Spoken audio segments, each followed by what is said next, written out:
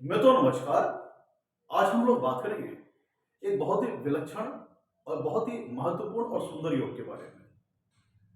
एक ऐसे योग के बारे में जो कि व्यक्ति को इंटेलिजेंस प्रदान करता है, उच्च स्तरीय इंटेलिजेंस प्रदान करता है, क्रिएटिविटी प्रदान करता है, नॉलेज एंड विजडम प्रदान करता है। आज हम लोग बात करेंगे सरस्वती योग के बारे में। जैसे कि नाम से ही प्रतीत हो रहा है, सरस्वती योग विद्या से संबंधित है, नॉलेज से संबंधित है, इंटेलिजेंस से संबंधित है। तो हम लोग आज सबसे पहले ये जानेंगे कि कुंडली में सरस्वती योग बनता कैसे है और क्या इसके बेनिफिट्स हैं, और एग्जाम्पल के साथ इसके इलस्ट्रेशन को डिस्कस करेंगे। तो सबसे पहले अगर हम सरस्वती योग की डिफिनीशन में बात कर लें कि कुंडली में सरस्वती योग बनता कैसे है, तो इसको स्टेप बाय स्टेप समझिए कि सरस्वती योग बनने के लिए तीन ग्रहों को आप कंसीडर करना होगा। इसमें तीन ग्रह ऐसे हैं, गुरु, शुक्र और बुध। जो मैं योग बताने जा रहा हूं इसकी डिफिनीशन में ध्यान रखिएगा। तीन ग्रहों के रोल से ये योग बनता है, गुरु, शुक्र और बुध के रोल से। ये तीनों इस मैं योग बता जा रहा हूं, इसमें कहीं एक साथ भी हो सकते हैं, अलग अलग भी हो सकते हैं। अब पहले इसकी डिफिनीशन को समझ लेते हैं। डिफिनीशन सरस्वती योग की ये है कि गुरु, शुक्र और बुध चाहे साथ साथ हो या अलग हो, कुंडली के किसी केंद्र स्थान में हो या त्रिकोण स्थान में हो या कुंडली के दूसरे भाव में हो। मतलब गुरु, शुक्र और बुध साथ साथ या तो कुंडली के केंद्र स्थान में हो या साथ साथ या अलग अलग कुंडली के केंद्र स्थान में हो या त्रिकोण स्थान में हो या कुंडली के दूसरे भाव में हो, तब जाकर के कुंडली में सरस्वती योग बनता है। तो गुरु, शुक्र और बुध का मैंडेटरी है होना या तो कुंडली के केंद्र स्थान में या तो त्रिकोण स्थान में या तो दूसरे भाव में। मतलब कौन कौन से भाव इसमें हो गए शामिल? मतलब गुरु और शुक्र बुध कुंडली के चाहे पहले भाव में हो, चाहे चौथे भाव में हो, चाहे सातवें भाव में हो, चाहे 10वें भाव में हो, या ये हो गए कुंडली के चारों केंद्र स्थान हो गए। और पांचवा भाव और नवा भाव, ये दोनों भाव कुंडली के त्रिकोण स्थान हो गए। तो कुंडली के किसी केंद्र स्थान में या कुंडली के किसी त्रिकोण स्थान में या कुंडली के दूसरे भाव में गुरु, शुक्र और बुध चाहे साथ साथ हो या अलग अलग हो, लेकिन इन तीनों ग्रह की मौजूदगी होनी चाहिए कुंडली के केंद्र स्थान में या त्रिकोण स्थान में या दूसरे भाव में, तब जाकर के कुंडली में सरस्वती योग बनता है। इसमें एक मैंडेटरी कंडीशन और है, अभी पूरी तरह से सरस्वती योग नहीं बना।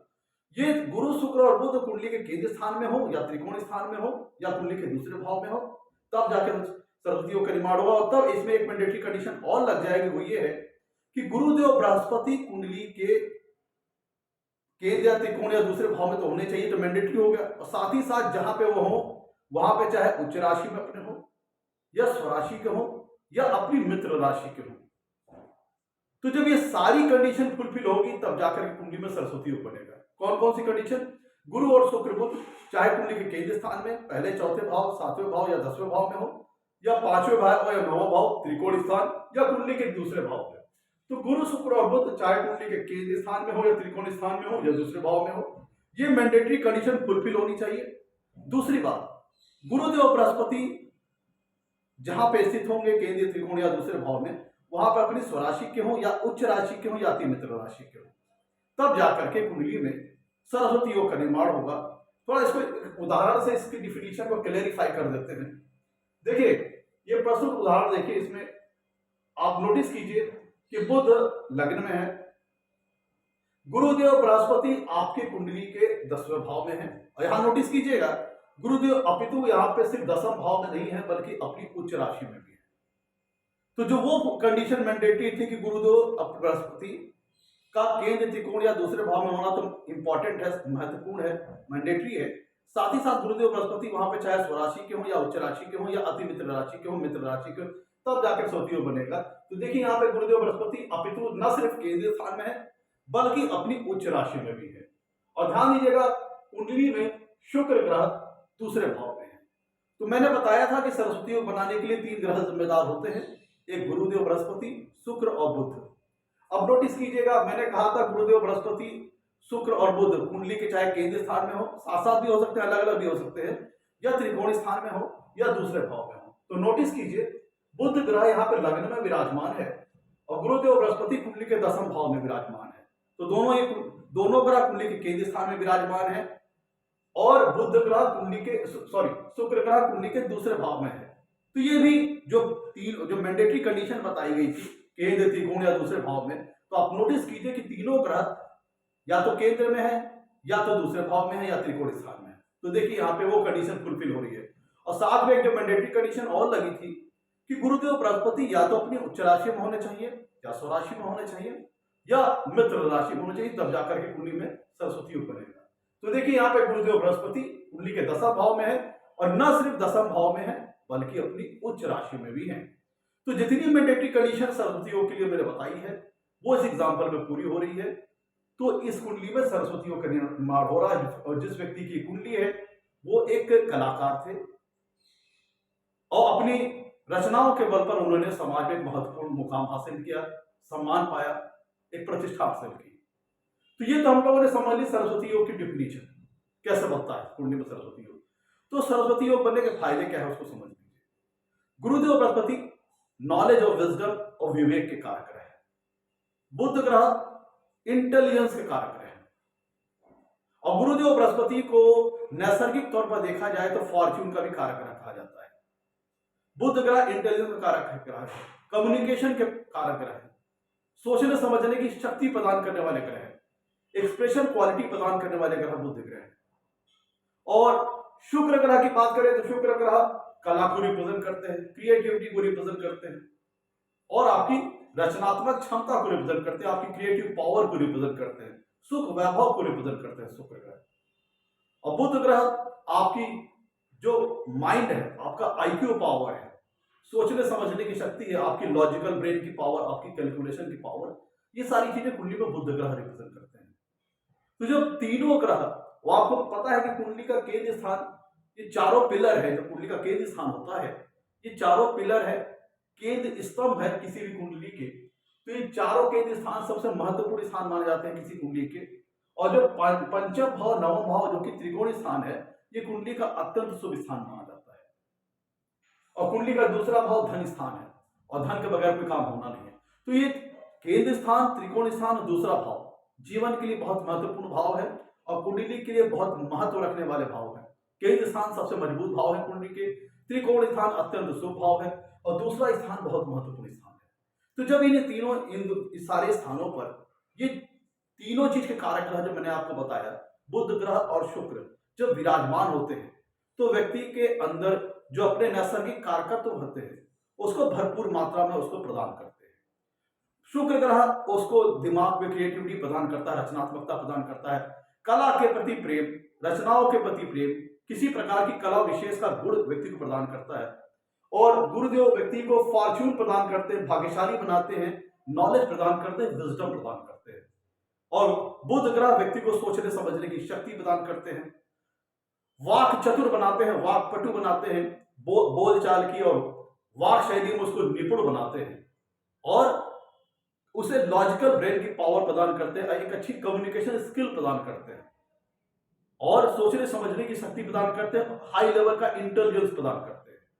तो जब ये तीनों ग्रह कुंडली में मजबूत हो जाते हैं तो व्यक्ति बहुत ही क्रिएटिव हो जाता है, रचनात्मक हो जाता है, उसके पास अंडरस्टैंडिंग पावर, एनालिसिस की पावर, उसका लॉजिकल ब्रेन बहुत स्ट्रांग हो जाता है, उसके पास उच्च स्तरीय इंटेलिजेंस लेवल होता है।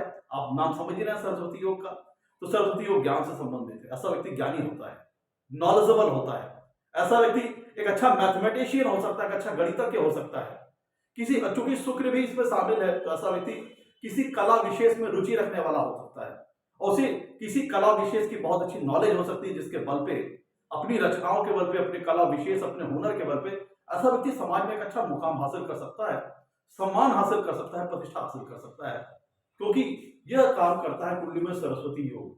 व्यक्ति को नॉलेज का अथाह भंडार बना देता है, इंटेलिजेंस का अथाह भंडार बना देता है, कलात्मकता, रचनात्मकता का अथाह भंडार बना देता है। अभी तो ऐसा व्यक्ति एक सफल कलाकार हो सकता है, किसी रचना विशेष में, किसी कला विशेष में उसको बड़ा अच्छा हुनर होता है उसके पास, बहुत ऐसा व्यक्ति एक अच्छा सफल कलाकार बन सकता है। डांस, वो पोएट्री करने वाला बन सकता है, गद्य लेखन में, पद्य लेखन में, काव्य लेखन में ऐसा व्यक्ति बड़ा ही कलीय माहिर होता है, क्योंकि ऐसा व्यक्ति की जो वाक्शैली होती है, जो उसकी कम्युनिकेशन स्किल होती है बहुत अच्छी होती है, बहुत स्ट्रांग होती है बुध के कारण। अब ये तो हो गए इसके एडवांटेजेस। और ऐसा व्यक्ति चूंकि शुक्र ग्रह भी इन्वॉल्व है और गुरु ग्रह भी इन्वॉल्व है, तो ऐसा व्यक्ति सिर्फ नॉलेजेबल नहीं होता है, नॉलेजेबल साथ साथ ऐसा व्यक्ति बहुत ज्यादा समृद्ध होता है, वेल्दी होता है, और उसे अपने जीवन में अपनी पत्नी का, अपने बच्चों का, अपने परिवार का भरपूर सुख मिलता है, भरपूर आनंद मिलता है।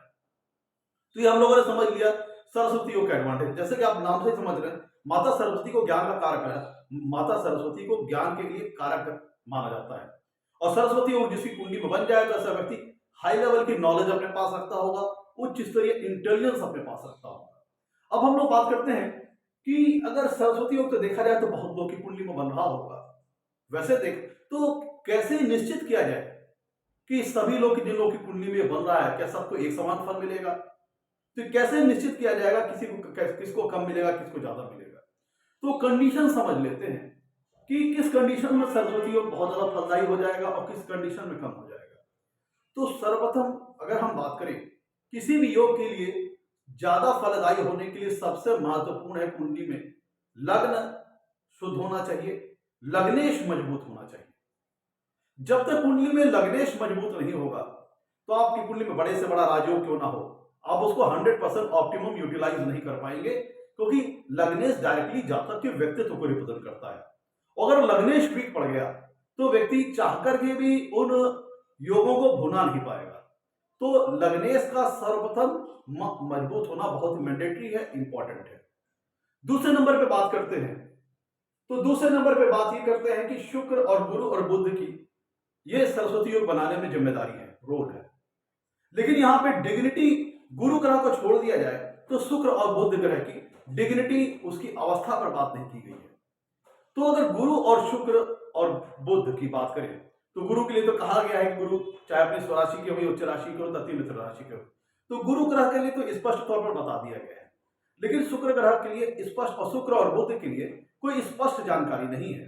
तो अगर कुंडली में शुक्र और बुध कमजोर पड़ गए, मान लीजिए आपकी कुंडली में सरस्वती योग बन रहा है लेकिन शुक्र और बुध कुंडली में कमजोर पड़ गए, मान लीजिए केंद्र में, त्रिकोण में या दूसरे भाव में तो है पर अपनी नीच राशि में है और उनका नीचा तो भंग नहीं हो रहा है, तो यहाँ पे जो सरस्वती योग बनेगा उतना स्ट्रांग नहीं बन पाएगा, क्योंकि बाय डिफिनेशन सरस्वती योग बन रहा है लेकिन शुक्र और बुध कुंडली में उतना स्ट्रांग नहीं है। तो यहाँ पे यह भी निश्चित करना होगा कि गुरु के लिए तो स्पष्ट तौर पर कहा गया है, साथ ही साथ शुक्र और बुध भी जितना ज्यादा सरस्वती योग बनाने में जितना स्ट्रांग होंगे कुंडली में उतना मजबूत सरस्वती योग बनेगा। ध्यान रखिएगा, गुरु तो के लिए स्पष्ट तौर पर कहा गया है, साथ ही साथ शुक्र और बुध भी कुंडली में जितने ज्यादा स्ट्रांग होंगे उतने मजबूत स्तर का सरस्वती योग बनेगा, व्यक्ति उतना ही ज्यादा नॉलेजेबल होगा। अब तीसरे नंबर पर बात की जाए कि अब मान लीजिए कि ये अब यहाँ पे ये भी देखना है कि मान लीजिए गुरु और शुक्र बुध लगन कुंडली में अच्छे हैं, लेकिन जब हम नवमांश कुंडली को चेक करते हैं तो पता चलता है वहां पे उनकी स्थिति गड़बड़ है। पता चला यहाँ पे लगन कुंडली में तो सरस्वती योग का निर्माण हो रहा है, लेकिन हम जब नवमांश कुंडली चेक करने गए तो पता चला वहां पे शुक्र अपनी नीच राशि में है, या बुध नवमांश कुंडली में अपनी नीच राशि में है, गुरु अपनी नीच राशि में है, या वहां पे बहुत ज्यादा कमजोर पड़ रहे। तो हमें यह भी देखना होगा कि अगर लगन कुंडली में सरस्वती योग बन रहा है तो जिस प्रकार से वो मजबूत अवस्था में लगन कुंडली में है, क्या उसी प्रकार से वो मजबूत अवस्था में नवमांश कुंडली में है कि नहीं, ये भी हमें देखना पड़ेगा। तो अगर लगन कुंडली में जो तीनों ग्रह सरस्वती योग बनाने के लिए जिम्मेदार है वो मजबूत अवस्था में, मजबूत डिग्निटी में अगर नवमांश कुंडली में भी है, तब आप मान के चलिए कि मजबूत स्तर का सरस्वती योग का निर्माण होगा। अब यहां पे देखिएगा कि गुरु शुक्र और बुध की बात हम कर रहे हैं सरस्वती योग बनाने में, लेकिन अगर मान लीजिए कि गुरु शुक्र और बुध सरस्वती योग का निर्माण कर रहे हैं, लेकिन जिन भाव में वो स्थित है उनके भावाधिपति, उनके डिस्पोजिटर अगर कुंडली में कमजोर पड़ गए, उनके जो भावाधिपति हैं, उनके भावेश जो है गुरु और शुक्र और बुध के, वो कुंडली में अगर कमजोर पड़ गए तो भी सरस्वती योग का जो 100% रिजल्ट आना चाहिए था वो नहीं हो पाएगा, क्योंकि जो डिस्पोजिटर होता है, जो भावाधिपति होता है, भावेश होता है, वो बेसिक प्लेटफॉर्म सपोर्ट, एक मजबूत बुनियाद, एक मजबूत नींव प्रदान करता है। तो अगर बेसिक, अगर डिस्पोजिटर अगर कमजोर पड़ गया, गुरु शुक्र और बुध का भावेश कमजोर पड़ गया, तो फिर सरस्वती योग उतने मजबूत स्ट्रेंथ का नहीं रह जाएगा। तो अगर इनके डिस्पोजिटर गुरु शुक्र और बुध के सरस्वती योग बन रहा, साथ ही साथ उनके भावेश और डिस्पोजिटर मजबूत अवस्था में है, तब जाकर के कुंडली में सरस्वती योग बहुत ही स्ट्रांग लेवल का बनेगा। अब देखिए, गुरु शुक्र और बुध कुंडली में जो लग्न की डिग्री होगी, लग्न की जो डिग्री होगी, उस डिग्री के आसपास जितना गुरु शुक्र और बुध होंगे उतना ही ज्यादा स्ट्रांग कुंडली में ये सरस्वती योग का निर्माण होगा। अगर लग्न कुंडली में लग्न की डिग्री 15 के आसपास है और ये गुरु शुक्र बुध भी कुंडली में अपनी अपनी जगह पर 15 डिग्री के आसपास है या फिर 16-17, ज्यादा गैप ना होने पाए लगन की डिग्री से और गुरु शुक्र और बुध की डिग्री से बहुत ज्यादा डिफरेंस नहीं होना चाहिए, तो फिर जाकर के मजबूत स्तर का कुंडली में सरस्वती योग बनेगा। अगर मान लीजिए लगन 1 डिग्री का है और गुरु और शुक्र क्रमशः आपकी कुंडली, गुरु शुक्र बुध आपकी कुंडली बैठे हैं 27 डिग्री, 28 डिग्री, 29 डिग्री, तब लगन की डिग्री से और गुरु शुक्र और बुध की डिग्री में 27-28 डिग्री का फासला है, तो जाकर के यहाँ पे भी सरस्वती योग बहुत कमजोर हो जाएगा। और जितना लगन की डिग्री और गुरु शुक्र और बुध के बीच की जो डिग्री होगी, जितना ज्यादा कम होगी, जितना ज्यादा क्लोज होंगे एक दूसरे के, उतना ज्यादा स्ट्रॉन्ग स्तर का सरस्वती योग का निर्माण होगा। तो ये मैंने कुछ कंडीशंस बताई कुंडली में कि जिसके चल के हम निश्चित कर सकते हैं कि सरस्वती योग मजबूत बन रहा है। इसमें एक चीज और शामिल कर सकते हैं, नक्षत्र, जो नक्षत्र जिस नक्षत्र में स्थित है उसका नक्षत्राधिपति कितना कुंडली मजबूत है। तो जब हम सरस्वती योग की मजबूती का जब आकलन करते हैं तो जो सारे मैंने आपको कंपोनेंट बताए हैं, स्टेप्स बताए हैं, उनके आधार पर हम ये निश्चित कर सकते हैं कि सरस्वती योग सामान्य स्तर का बना है कि बहुत स्ट्रॉन्ग लेवल का बना है। जितना मजबूत सरस्वती योग बनेगा उतना खिल करके इसका रिजल्ट आएगा, उतना निखर करके सरस्वती योग का रिजल्ट आएगा। तो दोस्तों, आज हम लोगों ने बात की सरस्वती योग के बारे में। अगर एपिसोड आपको पसंद आया होगा तो एपिसोड लाइक कीजिएगा, चैनल को सब्सक्राइब कीजिएगा। आज के लिए इतना ही, नमस्कार, धन्यवाद।